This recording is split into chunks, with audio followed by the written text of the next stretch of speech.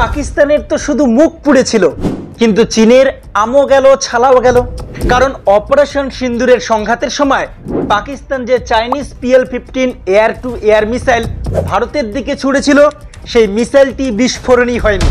ভারত সেই মিসাইলকে একেবারে অক্ষত অবস্থায় হাতে পেয়েছে।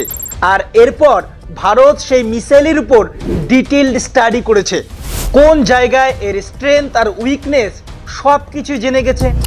শুধু DRDO নয়, পশ্চিমী গোয়েন্দা সংস্থার বিশেষজ্ঞরাও এসে এই অ্যানালাইসিসে অংশ নিয়েছে। আর এই কারণে চীন এখন পড়ে গেছে মহা টেনশনে।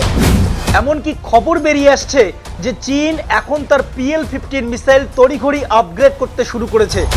মানেটা খুবই পরিষ্কার, ভারত আসলেই তাদের সিক্রেট ধরে ফেলেছে। আর এখানেই শেষ নয়, ভারত তার নিজস্ব অস্ত্র মার্ক 2 মিসাইল প্রোগ্রামেও এই টেকনোলজি অ্যাড করা শুরু করেছে, যার প্রভাব ভবিষ্যতে ভারতের এয়ার পাওয়ারকে আরও শক্তিশালী করবে।